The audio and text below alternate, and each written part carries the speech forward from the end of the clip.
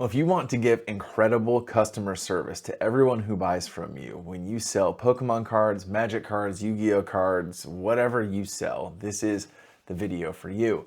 What's up, guys? My name's TJ. I run a business called PokePaster TCG where I buy and sell shiny pieces of cardboard like this. Look at this Flareon EX from Prismatic. It's so beautiful. Love that card. Even though Flareon is my least favorite evolution, I think this card is pretty sick. But I've done about $250,000 of sales in about 14 months. So I've sold a ton of cards, mostly on a platform called TCGPlayer. I've got two separate accounts, and both of them have 100% feedback with over like 7,000 or 8,000 sales. So I've sent a ton of cards out, and I've made sure that everyone who bought from me has a satisfactory experience. I want to help you do the same because sometimes it can seem a little daunting or seem a little intimidating, and you see negative feedback come in, and it's like, and it makes your blood boil. And I want to help you take care of that to make sure that you guys are all gold star sellers on the platform, to make sure you guys have incredible feedback on your page, so that customers are willing to buy from you, and maybe even willing to buy from you significantly above market price, because they know if they put in an order from your store that it's going to get there on time. And speaking of time, that brings me into the first secret to providing incredible customer service, selling cards on TCGPlayer, and that is to be prompt. That's one of the things that I've learned very quickly from being in the trading card space is I would not say that it is known that this space is known for like exceptionally punctual customer service. In fact, I wouldn't say that I do anything special. Like I respond to people really, really quick, and I ship things out in a secure manner. I don't go above and beyond, okay? I have people, I don't go above and beyond when it comes to like the way that I ship cards. I ship cards out very quickly. I usually get them in the mail the next day or the day after. And in terms of packaging, like I make sure the cards are secure, like they're not gonna get damaged in transit, but I don't do the like pull tabs, which is really nice, but that's, overkill in my opinion. But hey, if you do that, that's fine. And then I don't do like, what's the card shield, shipping shield. Like those are super sick too, but expensive. I don't do that either. I do, minimal stuff. And the amount of feedback that I've gotten from people being like, oh my gosh, best seller on the platform, super prompt in their responses. And it just makes me scratch my head thinking like, what are people used to? I am convinced that there are some sellers on the platform that take the card, wipe their butt with it, chuck it in the mail, and just send it to the customer. It has to be, because I don't do anything that special. I just, if people reach out with a question or reach out with something, about the condition of the card or something, I get back to them pretty quick. And you guys would be shocked the amount of people when I respond the same day or even the next day, and they're like, oh my gosh, thank you so much for my response. I mean, you can go to my page and look at some of the feedback, and some people are like bestseller on the platform, and it's like, I mean, I do a fine job, but like I don't do anything special. But I really think like shipping things out in a timely manner and responding to people in a timely manner is really, really important. And so if you don't do that, like do those things first. Before you hear anything else I'm going to say, you have to do those things first. You have to ship the cards out quickly. Make it your goal to do next day, or next day or the day after at the very latest. And then download the TCGPlayer app on your phone so you can handle things, even if you're not able to sit down at your computer, so that you can handle things. When you see the email come in and someone's got an issue, the quicker you take care of that, the better it's going to be. The more cared for that customer is going to feel like, because to be honest, sometimes people assume when they're dealing with people in the trading card space that they're not going to get good customer service, and that is a huge bummer. So don't let that be you, okay? The next thing, do not sweat losing money and taking some losses, okay? Now let me explain what I mean. The way that shipping works on TCGPlayer, especially when you're shipping in these, I just put together a bunch of orders tonight, plain white envelopes, right? This is, I don't know, anywhere between a $10 and $40 order probably going out to someone. That person could say, hey, it never showed up. And it could have showed up, right? And they could just completely lie, and that has happened to me, right? And it's probably happened to you if you sold on the platform, okay?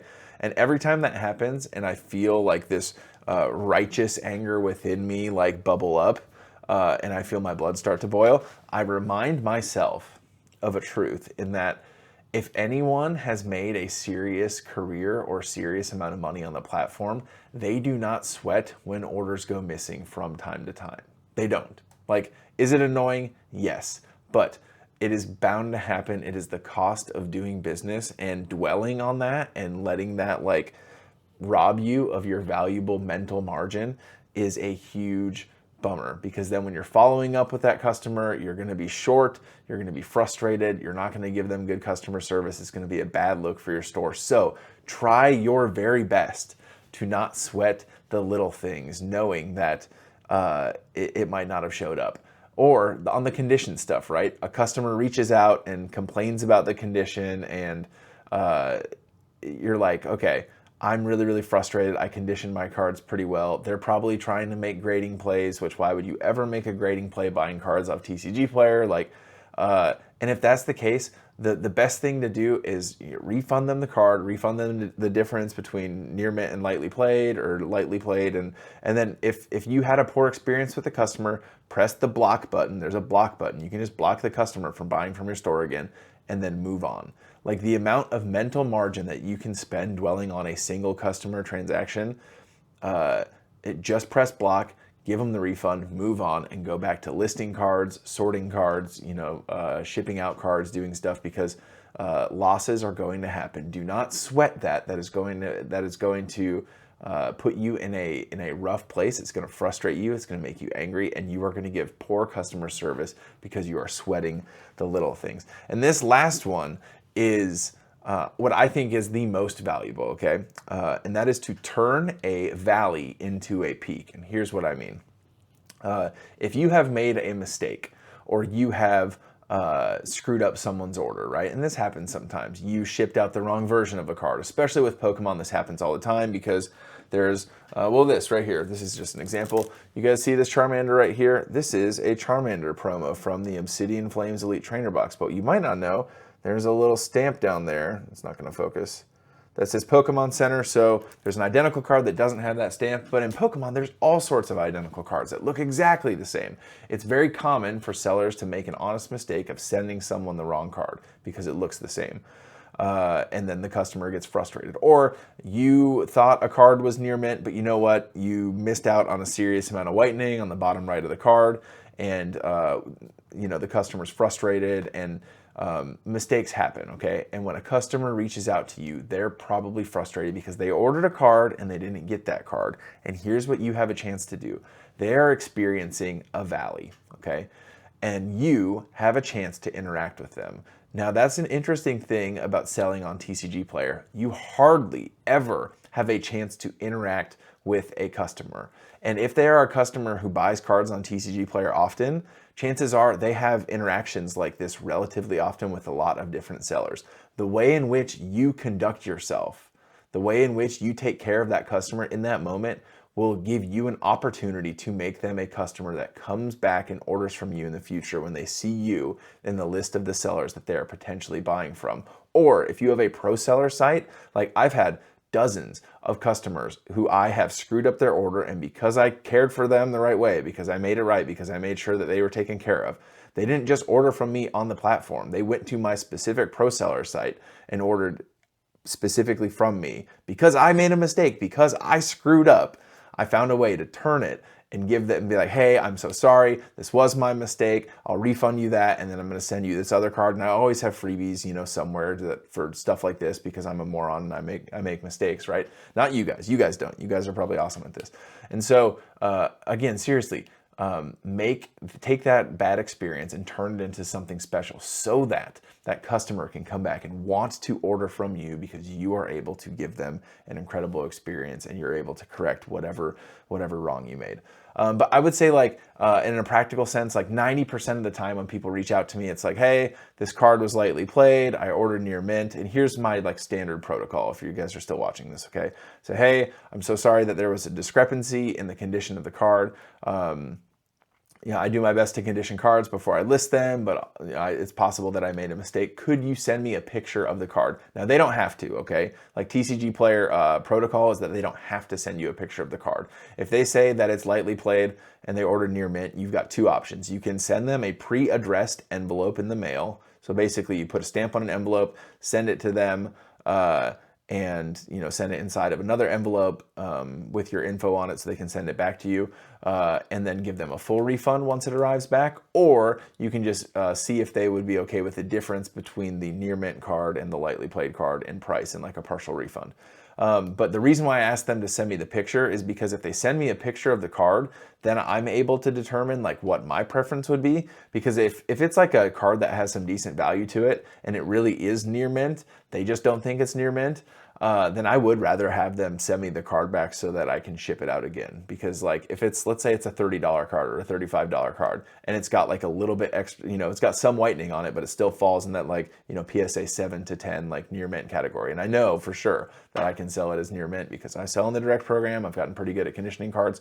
I make mistakes sometimes. If that's the case, I will be like, hey, I'll send you an envelope and why don't you send that back to me in the mail, and then I'll give them a partial, or I'll give them a full refund, and then we'll go from there. If it's a cheaper card, most of the time I just give them a partial refund, block them from my store, and move on. And again, like, is that maybe jumping the gun? Perhaps, but I've done like a good enough job, or I feel like I've done a good enough job conditioning cards to where I don't feel super bad about that. But the picture is a nice way to be like, hey, is this a mistake that I actually made?